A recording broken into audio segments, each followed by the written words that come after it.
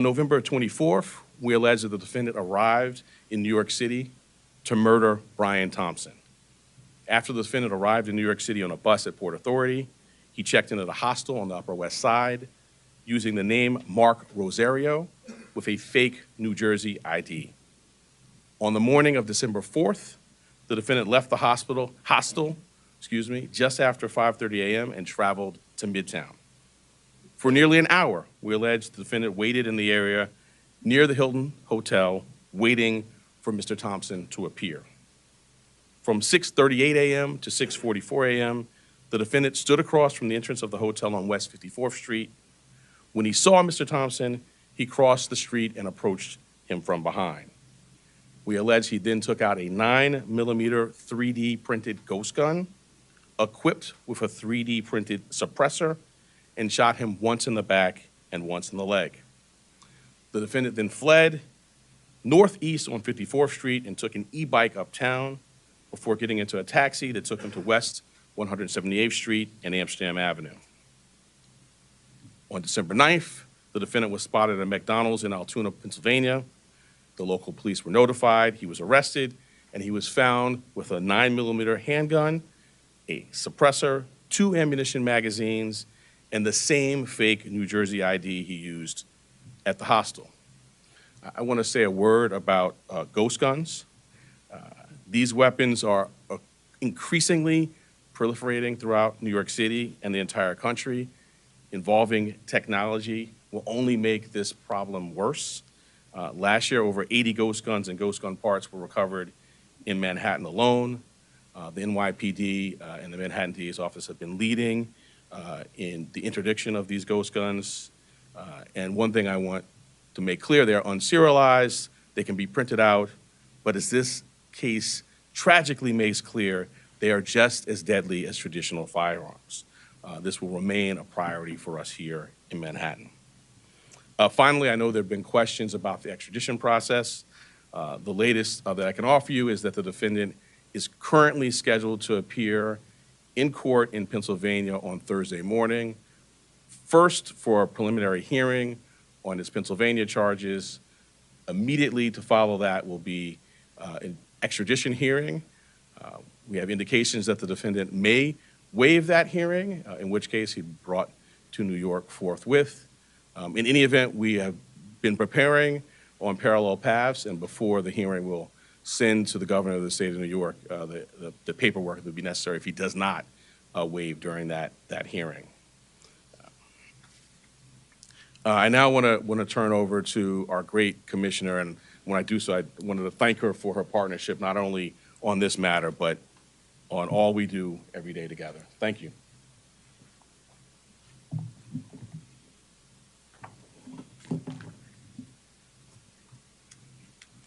Good afternoon, everyone.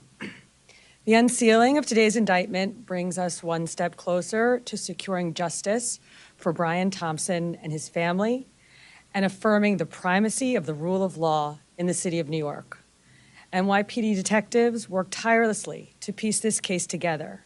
And along the way, the Manhattan DA's office made sure we had every legal tool available to us. Whether quickly providing subpoenas to assist with our evidence collection, or traveling with us to Altoona, Pennsylvania last week after the apprehension, our partnership made this a successful investigation. So I'd like to thank District Attorney Bragg and his team for their work in bringing this case forward.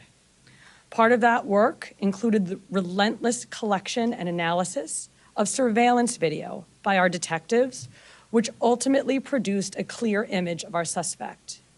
That image was shared far and wide through the media, and thanks to an observant McDonald's customer and the employee who alerted the police, Mr. Mangione was quickly brought into custody.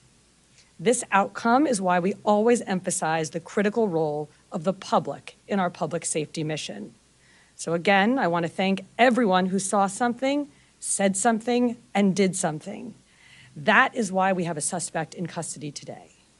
As DA Bragg said, Luigi Mangione is now formally charged and indicted for murder. And let me be perfectly clear. In the nearly 2 weeks since Mr. Thompson's killing, we have seen a shocking and appalling celebration of cold-blooded murder. Social media has erupted with praise for this cowardly attack. People ghoulishly plastered posters threatening the other CEOs, with an X over Mr. Thompson's picture, as though he was some sort of a sick trophy. And yesterday,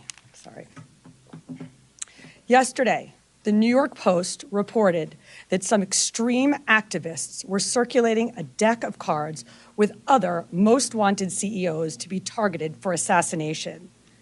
These are the threats of a lawless, violent mob who would trade in their own vigilantism for the rule of law that protects us all. Let me say this plainly. There is no heroism in what Mangione did. This was a senseless act of violence. It was a cold and calculated crime that stole a life and put New Yorkers at risk. We don't celebrate murders, and we don't lionize the killing of anyone. And any attempt to rationalize this is vile, reckless, and offensive to our deeply held principles of justice. Now, as we await the extradition process in Pennsylvania to complete, we continue our public safety work here at home. That includes our focus on the growing threat of ghost guns, one of which was used in this attack. The NYPD remains committed to tracking down and removing these untraceable weapons from our streets. And we will do that work hand in hand with District Attorney Bragg here in Manhattan and in every other borough to ensure that those who possess, distribute, and use these weapons are held fully accountable. Finally, I want to again thank every member of the NYPD, uniform and civilian, working on this case, led, of course, by our great Chief Kenny, whether in Midtown North Squad, Homicide, the Crime Scene Unit, Intelligence Bureau, and everywhere else. All of you contributed to today's indictment, and you've brought the Thompson family one step closer to justice in this case. Thank you.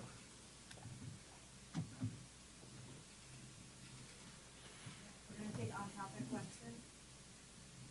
Shana?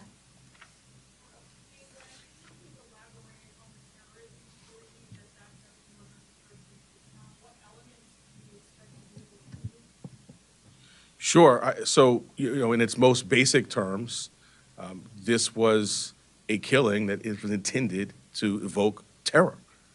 And we've seen that reaction. The statutory elements we can go into, but its most basic term, that's what this is.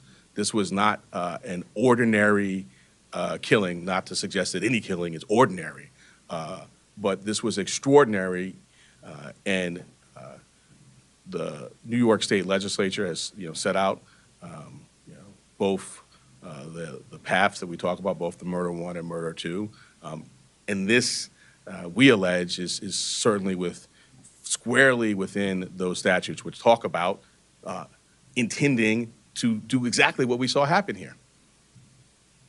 Anthony? Maybe Chief Kenny could get into this, but I'm wondering sort of the timeline between December 6th, when the FBI was notified by the San Francisco police about this missing person that was called in from Luigi's mother, and the time that they contacted you about this. Were you aware of this when he was arrested, or was this something that was still being processed at the time? And what did his mother say?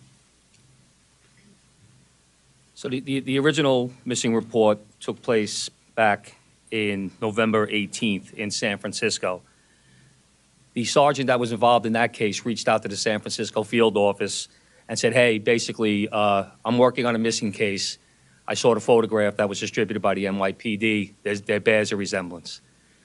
That tip was forwarded to us close to 45 hours after the incident took place. It showed up to a TFO, which is a task force officer. We have NYPD officers embedded with the FBI. They received that tip. It was one of 4 tips that they had received that day, and they were vetting it. Part of that vetting process was that they reached out to Mangione's mother in San Francisco very late on the 7th.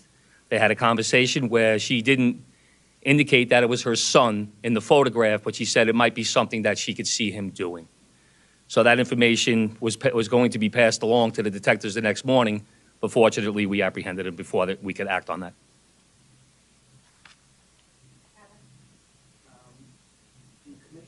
talked about how the defendant's been lionized and celebrated. I'm wondering how concerned you are about a potential jury knowing that someone on that jury would be someone that would lionize and celebrate him.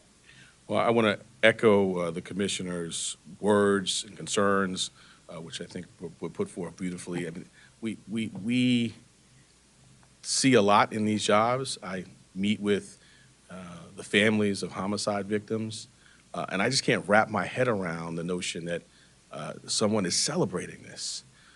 To your specific question, we're at the beginning of a litigation now with our charge.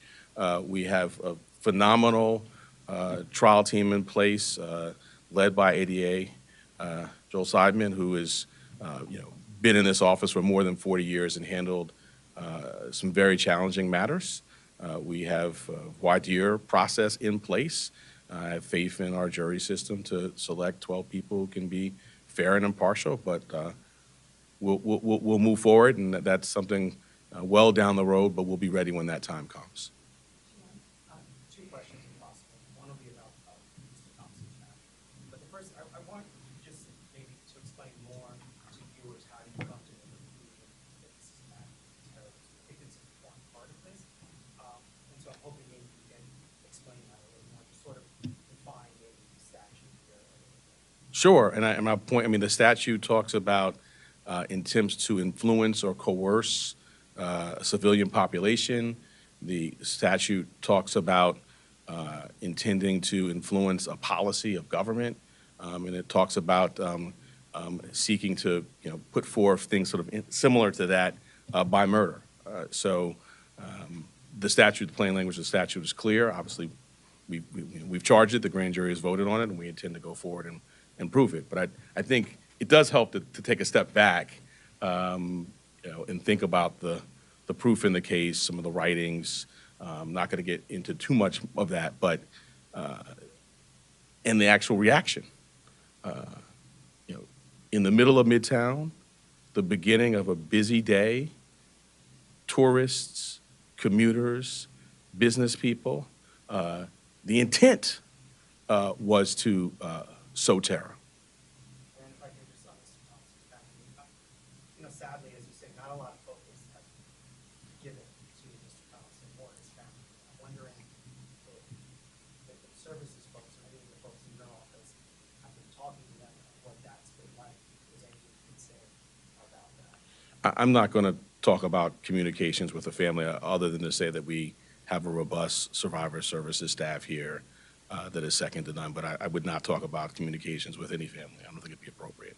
But I appreciate your concern. Well, it's just because, indeed, like you're saying, there's been so much focus on the suspect. It's quite different than what we want to see. I echo what the commissioner said, and the sentiment of your question, my heart goes out to it. I mean, this is a significant piece of what we do here, is we center the trauma of survivors and victims and their families. A significant piece of what I do is sit across the table and look people in the eye and, when appropriate, if they want to, offer a hug. And we have dedicated advocates and counselors and great staff that focuses on that. So I agree completely with you. And I wish that that's where the public's focus was exclusively. That's where it should be. That's where it is here, in addition to obviously the facts and the law and the case. But because of respect for where your question's coming from, I'm not going to get into communications. Given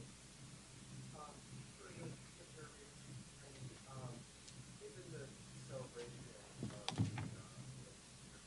of pride, wondering if there might be participating in any of this practices or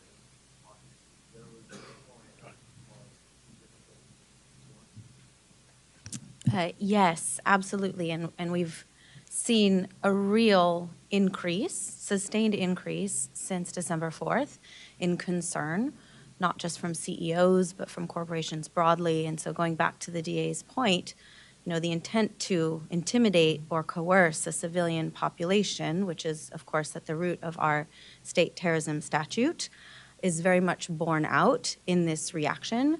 And for good reason. We've had a torrent of online threats. We've had real-world activity that the police commissioner flagged. which is abhorrent and it causes concern. So we have done a lot to work with corporate security partners with whom we partner on a daily basis in this city, at the city level, at the state level, trying to make sure that everybody has the best practices that they need, that they know where to flag not just general ambient concerns, but specific threats that they might be receiving that a few weeks ago they might have written off as just noise in the online environment that they now take seriously. So these are ongoing conversations that we have, and thanks to all the work that we do together every day, we're quite confident that concerns and threats are going to be appropriately directed our way. We're gonna take two more. Yep. Dear Brad, could you describe just how rare it is for your office to be charged with first-degree murder? There has been some talk about how that is reserved for very specific cases in Manhattan. And also, if you could speak to the statements made on the record by the suspect that inform this timeline in particular, if he's made any specific incriminating statements that have to be. So I'll address the first piece. The first-degree murder statute has a number of subsections. They're sort of clearly delineated, and they are reserved for, the most abhorrent conduct, killing a police officer, serial killing, and the terrorism is one subsection of that. And so I would say, fortunately, that's not happening a lot. Taking a step back, I can't think of another office that is more equipped to handle a terrorism charge. We have a great terrorism unit. We were at the forefront of getting the statute passed. Within the last 2 years, we've tried two very significant terrorism cases, one involving an English-speaking operative based in Jamaica, and another involving someone who was here and funding overseas terrorism by cryptocurrency. So we have the expertise, and as I mentioned, the expertise on this team, and so we're prepared to go forward. Yeah, I'm not going to go beyond what's in the filing. All right, last question, Laura. Are you able to just say now or to change the fact that you seek the maximum sentence? So as a matter of practice, I don't talk about sentencing outside of court as a first matter, and certainly not at the initial stages of a matter. But I think you can tell the seriousness with which we take this matter by the way in which it's charged. The murder in the second degree actually has a mandatory life without parole sentence, no discretion for the judge at all. So that's the maximum there. But I'm not going to go beyond that. We will first get the defendant to New York. We will have him arraigned. We will be before our judge. We will engage in pretrial litigation. If there's a trial, we're ably equipped to do that. And then we will proceed to sentencing, at which point we'll make our arguments in court. Thank you all so much. Thank you. I was taking your vote.